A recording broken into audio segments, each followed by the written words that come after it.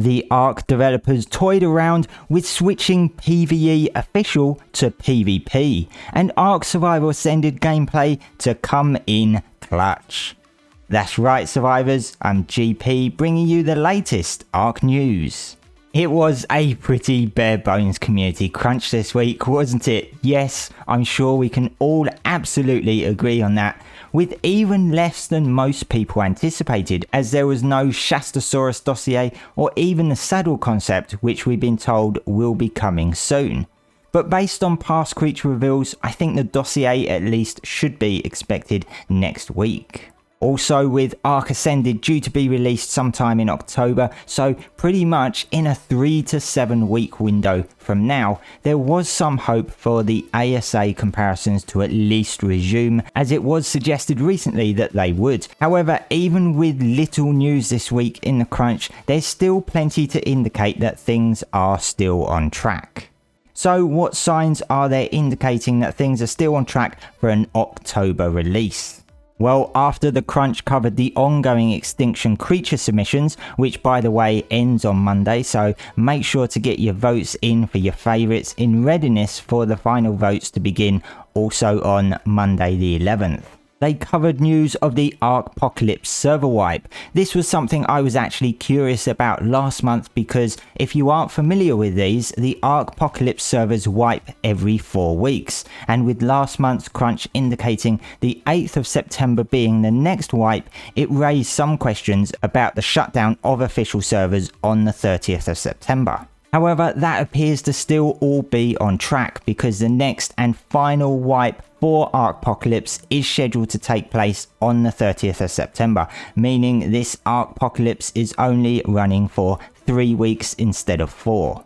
Furthermore, they provided a live ops update where they state that the customer support for the official server network will be ending on 29th of September, in accordance with the scheduled sunsetting of official servers. This has actually prompted some people to question whether the servers are now closing on the 29th of September, but they aren't. I can assure you they are still confirmed to be closing on the 30th of September, but the customer support side of things are closing a day early. They also once again stipulated October as ASA's planned release.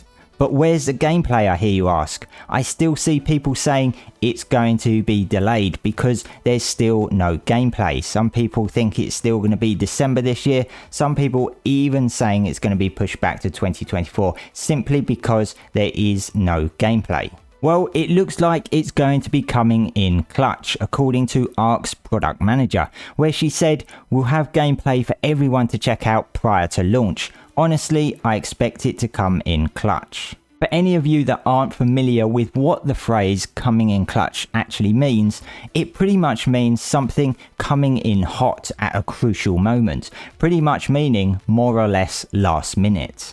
And although Dolly does appear to be saying this in a humorous manner, this does resonate with what Wildcard have always said about ASA gameplay, that it will be showcased close or shortly before launch. And I've always said that this means literally right before launch, and I'm confident it won't be any more than 2 weeks prior to launch at the most. People have also questioned why ARK Ascended isn't even on Steam yet whilst ARK 2 is, and I suspect this is due to not having anything like gameplay footage or screenshots available yet to display on the store page, so I wouldn't be surprised to see it pop up there once the gameplay has dropped.